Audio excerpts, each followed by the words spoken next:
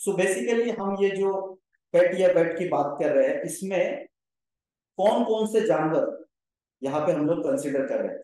So basically अगर हम लोग देखते हैं तो हम बात कर रहे हैं कैटल्स की। तो कैटल्स में गाय और बैल ये दोनों भी आते हैं। मतलब अ, अगर फीमेल में कैटल के अगर देखते हैं तो गाय है, मेल में बैल है, जो किसान औसतन उनके घर में होते हैं। उसके बाद बफेलोज में अगर बात करते हैं तो भैंस है, भैंसा है। उसके बाद शिप मतलब भेड़, गोट मतलब बकरियां। बहुत सारी जगह पे हॉर्सेस भी पाले जाते हैं उत्पादन के लिए। उसी के साथ साथ खरगोश, पिग्स मतलब सुअर, और घर में पाले जाने वाले कुत्ता या बिल्ली मतलब डॉग्स या कैट्स। ये सभी प्रकार के जो पेट है, पालतू जानवर है, इन सभी पालतू जानवरों के अलग अलग समस्याओं के समाधान के लिए हम जो चार प्रोडक्ट्स यहाँ पे इंट्रोड्यूस कर रहे हैं, इसमें से सबसे पहला प्रोडक्ट जो हम लोग इंट्रोड्यूस कर रहे हैं वो है पेट वेट शैम्पू। सो अभी ये पेट वेट शैम्पू, ये जो प्रोडक्ट है बहुत ही इंटरेस्टिंग प्रोडक्ट है दोस्तों, क्योंकि इस प्रोडक्ट की बेसिकली जरूरत क्या है। सो इस प्रोडक्ट की जरूरत की अगर हम लोग बात करते हैं तो जो भी पालतू जानवर हम लोग पालते हैं, फिर वो घर के अंदर कुत्ता या बिल्ली हो, घर के बाहर गाय भैंस बकरी शीप गोट, ये सभी जानवरों के बाहरी शरीर के ऊपर, क्योंकि बहुत सारे बाल होते हैं इनके शरीर के ऊपर, और हम इन्हें जिस जगहों पर बांधते हैं, इनके जो शेड होते हैं, कैटल शेड जो होते हैं, इन शेड्स में जो हाइजीन है, जिस तरीके से मेंटेन किया जाना चाहिए, भारत में औसतन अगर हम लोग देखते हैं तो उतनी अच्छी मात्रा में हाइजीन जो है वो नहीं रखा जाता। और इसकी वजह से इन सारे जानवरों के शरीर पर बहुत सारे एक्टोपैरासाइट्स बैठते हैं। एक्टोपैरासाइट मतलब ऐसे जीव जंतु जो बाहर से उसके शरीर पर बैठते हैं।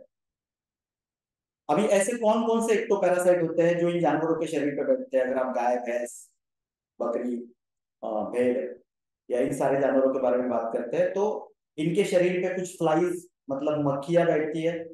इनके शरीर पे कुछ टिक्स, लाइसेस मतलब जूस, और माइट्स, और अन्य बहुत सारे ऐसे जीव जंतु होते हैं, ये बैठते हैं। इसी के साथ साथ वहां पे जहां पे हम लोग इन जानवरों को बांधते हैं, वहां पे बहुत बार नमी या ह्यूमिडिटी होने की वजह से बहुत सारे बैक्टीरियल और फंगल इन्फेक्शन होने के चांसेस भी बहुत ज्यादा होते हैं। तो ये जो एक्टोपैरासाइट्स है, बैक्टीरिया है, फंगस है, इनकी ग्रोथ जब इन जानवरों के शरीर पर होती है तो इससे इन जानवरों के बाहरी शरीर के ऊपर बहुत सारे विपरीत परिणाम, जिनसे इस जानवरों को नुकसान हो सकता है, ऐसी नुकसानदायक बहुत सारी चीजें ये टिक्स, माइट्स, लाइसेस, फ्लाइज, इन सब की वजह से हो सकती है। तो ऐसा क्या हो सकता है इन सारे एक्टोपैरासाइट्स की वजह से? तो ये जितने भी एक्टोपैरासाइट्स है, ये एक्टोपैरासाइट्स बेसिकली, इनमें से कुछ एक्टोपैरासाइट्स है जो इन जानवरों का खून चूसने का काम करते हैं। इनमें से बहुत सारे एक्टोपैरासाइट्स है, जैसे कि मक्खियां हो गई, ये इस जानवरों को रेस्टलेस करने का काम करते हैं। मतलब जो शांति है, उस शांति को डिस्टर्ब करने का काम करते हैं इन जानवरों की, तो उनको रेस्टलेस करते हैं। इसी के साथ साथ कुछ एक्टोपैरासाइट ऐसे हैं जो इन जानवरों के शरीर में अलग अलग रोगों का प्रसार करने में मदद करते हैं। मतलब ये वेक्टर की तरह काम करते हैं। बहुत सारे डिसीजेस है, रोग है, जो एक जगह से दूसरी जगह ट्रांसफर करने का काम भी ये एक्टोपैरासाइट्स की वजह से होता है। और इन सब की वजह से हमने जो ये जानवर जो किसान पाल रहा है, जो या तो दूध या तो मांस या तो एनर्जी के लिए अ, उसका संगोपन किया जा रहा है, इसका जो प्रोडक्शन है, इस प्रोडक्शन के ऊपर डायरेक्ट इम्पैक्ट आता है। तो कैसे कैसे इम्पैक्ट आता है? तो बेसिकली ये जो बहुत सारे एक्टोपैरासाइट्स हैं, इनकी वजह से बहुत बार जानवरों में एनीमिया जैसे लक्षण उत्पन्न होते हैं। एनीमिया मतलब क्या? तो एनीमिया मतलब खून की कमतरता। तो अगर ये एक्टोपैरासाइट जानवर का खून चूस रहे हैं तो इन जानवरों में खून की कमी महसूस होती है। और अगर ये खून की कमी हो गई तो जानवर वीक फील करेगा।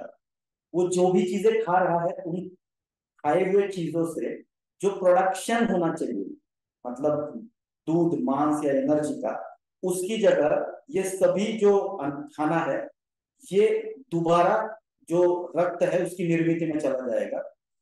इससे प्रोडक्शन भी इम्पैक्ट होगा और एनिमेटिक कंडीशंस भी, जानवरों में खून की कमी जानवरों में महसूस होगी। खून की कमी होने की वजह से वीकनेस आएगा। इसी के साथ साथ जानवरों को इरिटेशन होगा। बहुत सारे एलर्जिक रिएक्शन जानवरों में हो सकते हैं। इन सभी एलर्जिक रिएक्शन के साथ साथ कभी कभार ये जो इतना सीवियर हो सकता है कि जानवर की डेथ तक भी सिचुएशन आ सकती है, और ये एक सीवियर लेवल पे भी पहुंच सकता है। इसी के साथ साथ जैसे मैंने पहले भी कहा कि ये बहुत सारे डिसीजेस को, पैथोजेंस को ट्रांसमिट करने का भी काम करता है, जिसकी वजह से जानवरों में डिसीजेस भी उत्पन्न हो सकते हैं, रोग भी पैदा हो सकते हैं। इसी के साथ साथ ये जानवरों में अलग लेवल का इरिटेशन पैदा कर सकता है, जिसकी वजह से वो जो इरिटेशन है, वो इरिटेशन एक तो जानवर का जो वजन है वो कम करने में रिस्पॉन्सिबल हो सकता है। मतलब जानवरों का वजन जो गेन करना चाहिए वो रिड्यूस हो जाएगा। इसी के साथ साथ मिल्क, जो दूध देने की क्षमता है जानवर की, वो डायरेक्टली इंपैक्ट हो सकती है। इतना ही नहीं, अगर उसके शरीर पे ये बाहरी जीवाणु अगर है, तो पैरासाइट्स अगर है, इन्फेक्शन अगर है, तो बहुत बार जानवर जो खाना खाता है, ग्रेजिंग जिसको बोलते हैं हम लोग, बहुत बार उसको या तो हमारे जो शेड है उसके अंदर उसको खाना देते हैं, या फिर कभी कभार उसको बाहर लेके जाते हैं जहां पे वो घास वगैरह चरता रहता है, ग्रेजिंग करता रहता है। ये जो ग्रेजिंग करता है वो जानवर के लिए बहुत इंपॉर्टेंट है, क्योंकि वो जो खाने का समय है उसके लिए आ, उस खाने के ऊपर, ग्रेजिंग के ऊपर कंसंट्रेशन होना बहुत जरूरी है। लेकिन because of this ectoparasites ये ग्रेजिंग डिस्टर्ब हो जाता है। खाने की जो उसकी प्रक्रिया है वो डिस्टर्ब हो जाती है, वो मन लगा के खाना नहीं खाता। और अगर मन लगा के खाना नहीं खाया तो अधूरा पेट जो जानवर रहेगा उसकी वजह से अल्टीमेटली उसके प्रोडक्शन के ऊपर इम्पैक्ट आने वाला है। इतना ही नहीं, जब वो खाना खाता है जानवर में, देखो हम ऐसे जानवरों की बात कर रहे हैं मैक्सिमम जो कि रूमिनेंट्स है। रूमिनेंट्स मतलब क्या? रूमिनेंट्स मतलब हिंदी में जिसको हम लोग बोलते हैं जुगाली करने वाले जानवर। मतलब नॉर्मल केस में ये जो रूमिनेंट होते हैं वो क्या करते हैं, वो जब उसके सामने खाना होता है तो वो खाना एक ही समय में सब खाना खा लेते हैं। तो हमने अक्सर देखा होगा कि ये जानवर जो है वो खाना चबाने में ज्यादा टाइम वेस्ट नहीं करते, वो एक बार में खाना थोड़ा सा चबा के खा लेते हैं। और उसके बाद उनकी जुगाली की प्रक्रिया जब होती है, रेस्टिंग फेज में रूमिनेशन की जो प्रक्रिया होती है, उसमें वो खाना वापस एक बार वो चबाते हैं, ताकि उनकी जो चयापचय की प्रोसेस, डाइजेशन की जो प्रोसेस है वो कंप्लीट हो जाए। तो वो उनका हमारे तरह नहीं है, हम पहले खाना खाते वक्त ही हमें चबाना पड़ता है, पेट में जाने के बाद हम उसके ऊपर चबाने की प्रोसेस नहीं कर सकते। लेकिन रूमिनेंट्स में ये प्रोसेस होती है जब वो रेस्टिंग फेज में है। मतलब वो, आपने देखा होगा खाना खाने के बाद जब वो जानवर शांति से बैठा है तो वो क्या करता है, वो अपना मुंह हिलाता रहता है। तो उसका रूमिनेशन का प्रोसेस जो है, जुगाली का प्रोसेस जो है वो चल रहा है। अगर उसके शरीर पे एक तो पैरासाइट है तो उस समय वो रेस्टलेस रहेगा, वो अपनी पूंछ हिलाता रहेगा, वो अपनी गर्दन हिलाता रहेगा, क्योंकि ये सारे जानवर उसके शरीर में उसको डिस्टर्ब कर रहे हैं। ये जो पैरासाइट्स है वो उसको डिस्टर्ब कर रहे हैं। तो इसमें उसकी जो ये रूमिनेशन की प्रोसेस है, जुगाली करने की जो प्रक्रिया है, वो डिस्टर्ब हो जाएगी। और अगर ये रूमिनेशन प्रॉपर नहीं होता है तो इसका डायरेक्ट इम्पैक्ट जो है उसके डाइजेशन पे आने वाला है। अन्न जो है वो सही प्रक्रिया, सही प्रोसेस से उसका पचन नहीं होगा। और अगर पचन प्रॉपर नहीं होगा तो अल्टीमेटली उसका इम्पैक्ट जो है प्रोडक्शन के ऊपर आने वाला है। जो एनर्जी फॉर्म होने चाहिए, जो दूध तैयार होना चाहिए, जो मांस तैयार होना चाहिए, वो सही मात्रा में या सही तरीके से नहीं होगा। और इन सभी कारणों की वजह से ओवरऑल जो प्रोडक्टिविटी लेवल है इस जानवर की, वो धीरे धीरे धीरे क्या हो जाएगी, ड्रॉप हो जाएगी। तो वो शायद किसान वो देख पा रहा है लेकिन महसूस नहीं कर पा रहा है कि मेरा जो एक जानवर है, ये जो गाय है, ये भैंस है, इसकी दूध देने की जो हाईएस्ट क्षमता है, इसकी मांस प्रोडक्शन की जो हाईएस्ट क्षमता है, इसकी जो एनर्जी, मतलब बैल अगर हम लोग देखते हैं या घोड़ा अगर हम लोग देखते हैं, तो ये बेसिकली क्यों है, तो ये बेसिकली एनर्जी के लिए है। तो उसकी जो एनर्जी लेवल जिस तरीके से होनी चाहिए उस तरीके से नहीं रह रही है। और इसका डायरेक्ट इम्पैक्ट जो है वो किसानों की आर्थिक आय पर आ रहा है। दूध कम होगा, मांस कम होगा, एनर्जी कम होगा। तो इससे ओवरऑल प्रोडक्टिविटी लॉसेस हो रहे हैं और जो एनिमल वेलफेयर है वो भी कॉम्प्रोमाइज है। तो ये सभी प्रॉब्लम्स अगर हम इकट्ठा करें तो इन सभी प्रॉब्लम्स की जो जड़ है वो है ये जानवरों के शरीर पर बाहर से बैठने वाले एक्टोपैरासाइट, और उसी के साथ साथ जो फंगल या बैक्टीरियल इन्फेक्शन उस जानवर को हो रहे हैं। तो क्या इन सभी पालतू जानवरों को इन सभी एक्टोपैरासाइट से बचाना जरूरी है? क्या ये फंगल माइक्रोबियल इन्फेक्शन जो है इसको कम नियंत्रित करना जरूरी है? तो ये 100% जरूरी है। अगर ये होता है तो वो जानवर जो है वो उसका प्रोडक्शन अच्छी तरीके से कर पाएगा। और यही समस्या जो है इन पालतू जानवरों की, इसको आइडेंटिफाई करके हम एक बहुत ही यूनिक, बेहतरीन और एक इफेक्टिव प्रोडक्ट मार्केट में लेकर आया है, नेटसप लेकर आया है, उसका नाम है पेट वेट शैम्पू। सो हम सबको पता है, हम रोज सुबह इंसान की अगर बात करते हैं, देखो हम ये पूरा प्रेजेंटेशन जब हम लोग देख रहे हैं या ये जो नॉलेज हम लोग ले रहे हैं, तो ये चीज ध्यान में रखना बहुत जरूरी है। हम इंसान भी एक एनिमल है, और हम जिन जानवरों के बारे में बात कर रहे हैं, पालतू जानवरों के, वो भी एनिमल है। तो जिस तरीके से हम है वैसे ही ये जानवर है। तो अगर आप एज ए इंसान अगर 8-10 दिन 15 दिन ना नहाओ, अपनी पर्सनल हाइजीन अगर आप नहीं रखोगे, तो क्या होगा? अल्टीमेटली आप अगर पर्सनल हाइजीन नहीं रखोगे तो आपके शरीर के ऊपर भी ये बहुत सारे एक्टोपैरासाइट्स आ जाएंगे। आपको भी ये डिस्टर्ब करेंगे, आपकी भी प्रोडक्शन प्रोडक्टिविटी लेवल को, ये जो काम करने की क्षमता है उसको कम करेंगे। तो यही जानवरों के साथ भी होता है। तो क्या हमें इन जानवरों की भी जो पर्सनल हाइजीन है, एक्सटर्नल हाइजीन है, इसको रखना जरूरी है? 100% जरूरी है। क्योंकि इन सभी प्रॉब्लम्स के साथ और एक प्रॉब्लम जो जानवरों में आता है वो होता है उनकी जो बाहरी त्वचा है, वो त्वचा धीरे धीरे धीरे धीरे इन सभी एक्टोपैरासाइट्स की वजह से उसमें एक डलनेस आ जाता है। उसकी जो चमक होती है, शाइनिंग होती है, वो निकल जाती है। बहुत बार बालों का झड़ना इन जानवरों में दिखाई देता है। तो अगर ये बाल झड़ रहे हैं, इस त्वचा में चमक नहीं है, शाइनिंग नहीं है, तो क्या होगा? तो बेसिकली इस जो जानवर हम लोग पालते हैं, बहुत बार ये किसान जानवर पालता है एक प्रोडक्शन के लिए, और उसके बाद एक समय के बाद वो ये जानवर मार्केट में बेचता भी है। तो जब ये मार्केट में बेचने के लिए जाएगा तो क्या होगा? अल्टीमेटली उसको जो रेट मिलना चाहिए, क्योंकि उसका जो जानवर है उसका पर्सनल हाइजीन अगर नहीं है, उसके शरीर के ऊपर बहुत सारे पैरासाइट है, तो उसको जो प्राइस मिलने वाला है, रेट मिलने वाला है, वो भी कम मिलेगा। तो यहाँ पे भी किसान का नुकसान होगा। तो इन सारे प्रॉब्लम से बाहर निकलने के लिए हमें इस जानवर की पर्सनल हाइजीन के ऊपर ध्यान देना बहुत जरूरी है। इसके लिए ही हम एक बहुत ही यूनिक एंड मोस्ट इम्पोर्टेंटली एक हर्बल एक्सट्रैक्ट के साथ प्रोडक्ट लेकर आए हैं। बेसिकली ये प्रोडक्ट जो है ये एंटी फंगल और एंटी माइक्रोबियल प्रॉपर्टीज के साथ आता है, जो जानवर की बाहरी स्किन को सुधारने का काम, और उसके जो बहुत सारे प्रॉब्लम्स हमने अभी डिस्कस किए उसको नियंत्रित करने का काम यहाँ पे करता है। ये एक नैनो टेक्नोलॉजी बेस्ड प्रोडक्ट है, जिसमें बायोसर्फेक्टेंट्स का और कुछ herbal extract, vital herbal extract का इस्तेमाल किया गया। तो बेसिकली ये एनिमल्स के, पालतू जानवरों के स्किन के लिए बनाया गया था।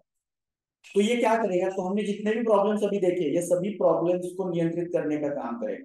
ये जानवर के शरीर के ऊपर बाहरी जो ये पैरासाइट्स आ रहे हैं, टिक्स, माइट्स, लाइसेस, फ्लाइज, इनको नियंत्रित करने का काम करेगा। मतलब देखो एक सिंपल चीज है, prevention is better than cure. अगर इतने सारे प्रॉब्लम्स आने वाले हैं एक जानवर के शरीर पर बाहरी, उसकी जो स्वच्छता है, हाइजीन है, उसको ना रखने से, तो अगर पहले से हम लोग एक जानवर को अच्छी तरीके से उसकी एक्सटर्नल हाइजीन को अगर ध्यान देते हैं, तो ये सारे प्रॉब्लम आएंगे ही। तो क्या हम किसान को ये सजेस्ट कर सकते हैं कि भाई तू वैसे ही अपने जानवर को कभी कभार, महीने में एक बार, पानी से या अन्य किसी प्रोडक्ट्स के माध्यम से उसको साफ रखने का कोशिश करता है, तो हम उसको एक ऐसा हर्बल सॉल्यूशन प्रोवाइड करेंगे जिसका यूज करने से उसके शरीर के ऊपर बाहरी जो आ, सभी एक्टोपैरासाइट्स है उनको कंट्रोल करने में ये मदद करेगा। अगर उसके शरीर पे कोई एलर्जी है, इरिटेशन है, या कहीं पे इन्फेक्शन हुआ है, तो इसको भी कंट्रोल करने का काम ये प्रोडक्ट करेगा। स्किन को अलग लेवल का मॉइस्चराइजेशन प्रोवाइड करेगा, स्किन में एक अलग लेवल की शाइनिंग लाने का काम करेगा। तो जितने भी प्रॉब्लम्स हमने डिस्कस किए उसको तो कंट्रोल करेगा ही करेगा, उसी के साथ साथ उस जानवर के शरीर के ऊपर एक अलग ग्लो लाने का काम जो है ये प्रोडक्ट यहाँ पे करने वाले हैं। सो बेसिकली ये जो शैम्पू है इसकी अगर हम लोग बात करते हैं तो ये पूरी तरीके से एक हर्बल प्रोडक्ट है। इसमें नीम, सिट्रोनेला, यूकैलिप्टस, कुछ बायोसर्फेक्टेंट्स और मॉइस्चराइजर का इस्तेमाल किया गया। और सबसे अच्छी बात है कि इसमें बहुत ही अच्छा फ्रेग्रेंस भी यूज किया गया है। तो ये जानवर को जो इसका स्मेल है ये जानवर को इरिटेट नहीं करेगा। ये एक बहुत ही अच्छा स्मेल या फ्रेग्रेंस इस प्रोडक्ट में है, जिससे ये जानवर जो है वो इस फ्रेग्रेंस से भी थोड़ा सा रेस्टलेस है तो शांत हो जाएगा। उसी के साथ साथ टिक्स, माइट्स, लाइट कंट्रोल हो रहे हैं। अगर कोई इन्फेक्शन है तो वो कंट्रोल करने की कोशिश की जा रही है। तो अल्टीमेटली ये जानवर जो है उसका रेस्टलेसनेस जाएगा, वो शांति से जुगाली कर पाएगा और प्रोडक्शन जो है उसका 100% यहाँ पर बढ़ने वाला है। इसका इस्तेमाल कैसे करना है तो बेसिकली बहुत ही सिंपल है। नॉर्मल एक शैम्पू है। देखो आज की डेट में किसान क्या कर रहा है, आज की डेट में किसान, ज्यादातर किसान जो मैंने देखे हैं वो क्या करते हैं, या तो मार्केट में जो इंसानों के लिए यूज किए जाने वाले शैम्पूज है वो शैम्पूज का इस्तेमाल यहाँ पे कर रहा है, जो कि केमिकल से भरे हुए। तो ये बेसिकली इंसानों के लिए बनाए गए शैम्पूज जो है वो जानवरों के लिए, जानवरों के इस्तेमाल के लिए वैसे तो एडवाइजेबल नहीं है। या फिर बहुत बार मैंने देखा है कि कपड़े धोने के साबुन या इस तरीके के कुछ प्रोडक्ट्स ये जानवरों के शरीर को धोने के लिए साफ यूज किए जाते हैं। तो हम एक बहुत ही इफेक्टिव हर्बल सॉल्यूशन किसानों को प्रोवाइड कर रहे हैं उनके पालतू जानवरों को, या घर में हमारे अगर कुत्ता बिल्ली तो उनको साफ करने के लिए पेट पेट शैम्पू के माध्यम से। तो हमें करना क्या है, अपने जानवर को पहले तो पानी से नहलाना है। उसके बाद 1 लीटर पानी लेना है और उस 1 लीटर पानी में रफली 10 ml, 10 ग्राम पेट वेट शैम्पू उसमें डालना है और उस पानी को अच्छे से मिला लेना है। और फिर स्पॉन्ज के माध्यम से या लूफा के माध्यम से हमें ये जानवर के मुंह की तरफ से पूंछ की तरफ इस शैम्पू को अप्लाई करना है। क्योंकि अगर हम मुंह से लेकर पूंछ की तरफ इस शैम्पू को अप्लाई करते जाते हैं तो बालों की विपरीत दिशा में ये अप्लाई हो जाएगा, मतलब बालों के रिवर्स डायरेक्शन में इसको अप्लाई करना है। और मुंह से लेकर पूंछ तक जब हम लोग अप्लाई करेंगे तो इस प्रोसेस में रफली 10 से 15 मिनट का टाइम लगेगा। तो अप्लाई करने के बाद 5 से इसको अच्छे से स्क्रब कर लेना है। इसका झाग होगा अच्छे से, अच्छा सा फ्रेग्रेंस आएगा। और रब करने के बाद 8 से 10 मिनट, 10-15 मिनट इसको रखना है। और उसके बाद हमें दोबारा इस जानवर को नॉर्मल पानी से धो देना है और फिर उस जानवर को हम लोग छाव में खड़ा कर सकते हैं। ऐसा हमें वैसे तो एडवाइजेबल है कि पॉसिबल है तो रोज ही जानवर को हम नहलाए, क्योंकि इंसान रोज नहलाता है तो जानवरों को रोज नहलाने में क्या प्रॉब्लम है। लेकिन एडवाइजेबल अगर ये पॉसिबल नहीं है तो कम से कम हफ्ते में 1 या 2 बार तो पेटवेट शैम्पू के माध्यम से इस जानवर को साफ करना, धोना, ये उस जानवर की ओवरऑल एक्टिविटी लेवल और जितने भी प्रॉब्लम्स हमने यहाँ पे डिस्कस किए उससे इस जानवर को हम लोग बाहर लेके आ सकते हैं। ये जो पेटवेट शैम्पू है ये पूरी तरीके से क्लिनिकली ट्राइड एंड टेस्टेड है। हमने इसे ओईसीडी स्टैंडर्ड्स के ऊपर गुड लेबोरेटरी प्रैक्टिसेस में रिनोड ऑर्गेनाइजेशंस के थ्रू इसका टॉक्सिसिटी ट्रायल्स हम ऑलरेडी कर चुके हैं। तो ये किसी भी प्रकार से उस जानवर के लिए नुकसानदायक नहीं है। अगर वो ये उसको चाट लेता है या मुंह में भी चला जाता है, क्योंकि नॉर्मली अगर आप उसको अप्लाई कर रहे हैं तो जानवरों की एक नॉर्मल प्रोसेस होती है कि वो चाटना स्टार्ट कर देते हैं। तो अगर वो चाट भी लेता है तो उसको कोई भी इम्पैक्ट, हार्मफुल इम्पैक्ट आने वाला नहीं है। या फिर आंख में भी चले जाता है तो भी कोई भी हार्मफुल इम्पैक्ट आने वाला नहीं। हाँ, इसमें सिट्रोनेला है, यूकेलिप्टस है, तो नॉर्मली भी आप नॉर्मल शैम्पू भी हमारे अगर आंख में चला जाता है तो थोड़ा सा जलन होती है, तो एक हल्का सा जलन महसूस हो सकती है। लेकिन इससे कोई नुकसान जो है उस जानवर को होने वाला नहीं है, क्योंकि मार्केट में जो अल्टरनेटिव अवेलेबल है वो क्या है, तो वो केमिकल से भरे हुए हैं। तो ये अगर केमिकल वो चाट लेता है तो उससे उसका नुकसान हो सकता है, लेकिन हमारे प्रोडक्ट से उसको कोई भी नुकसान होने वाला नहीं। आपका एक सवाल मैं यहाँ पे कवर कर देता हूँ, क्या अगर वो जानवर को कुछ जख्म हुई है, वुंड है, कट हुआ है या कुछ इन्फेक्शन है तो उस जानवर के ऊपर ये यूज कर सकते हैं क्या? तो ये 100% यूज कर सकते हैं, क्योंकि इसमें नीम है, सिट्रोनेला है, यूकैलिप्टस है। तो इन सब की वजह से और एंटी फंगल और एंटी माइक्रोबियल प्रॉपर्टीज की होने की वजह से उसकी जो जख्म है वो जल्दी से भर के निकलने में भी ये मदद कर सकता है। सो एक बहुत ही बेहतरीन प्रोडक्ट किसानों के लिए। और सबसे इंपॉर्टेंट चीज अगर कुछ है इस प्रोडक्ट की, तो वो है इसकी प्राइस। ये 500 ग्राम के पैकेजिंग में है, आधा किलो के पैकेजिंग में है, और इसका एमआरपी मात्र 550 रुपया है। और आप सभी को पता है कंज्यूमर ये 25% डिस्काउंट में अवेल करता है। तो अगर एक इस्तेमाल के लिए ये 10 ग्राम लगने वाला है, एक बार जानवर को साफ करने के लिए, तो रफली ये एक बॉटल जो है पेटवेट शैम्पू की, ये 50 एप्लीकेशंस के लिए यूज की जाने वाली। यू कैन इमेजिन 50 एप्लीकेशंस एक सिंगल जानवर के ऊपर एक बॉटल से हम लोग कर सकते हैं। और सबसे अच्छी बात है कि ये जो है ये जेल फॉर्म में है, नॉर्मल हम लोग शैम्पू जो यूज करते हैं इन्हीं के फॉर्म में है। तो ज्यादा से ज्यादा किसानों तक हमें इसको पहुंचाना बहुत जरूरी है। हालांकि इसी के साथ एक प्रिकॉशन हमें बतानी है किसानों को कि थोड़ा सा वो जहाँ पे अपने जानवरों को रख रहे हैं उस एरिया को कुछ हद तक अगर वो साफ सुथरा रखने की कोशिश करते हैं, वहां पे गीलापन थोड़ा सा कम रखने की कोशिश करते हैं, तो इससे भी एक अच्छा इम्पैक्ट आ सकता है। क्योंकि नॉर्मली जो दूध देने वाले जानवर है वो ऐसे गीले जगह पे जब बैठते हैं और ऐसे एक तो पैरासाइट जब आते हैं तो इनका इन्फेक्शन जो है वो ज्यादातर अडर एरिया में, मतलब जो जिसको हम थन बोलते हैं गाय या भैंस का, उस एरिया में ज्यादातर इन्फेक्शन हो जाता है। बहुत बार मस्टाइटिस जैसे जो डिसीजेस है वो भी वहां पे उत्पन्न हो जाते हैं। तो हम शैम्पू के माध्यम से इसको एक्सटर्नल क्लीन भी रख सकते हैं कुछ हद तक। ये जो मस्टाइटिस जैसे जो डिसीजेस है उनको वो ना आए, इसके लिए भी हम यहाँ पे जानवरों को मदद कर सकते हैं।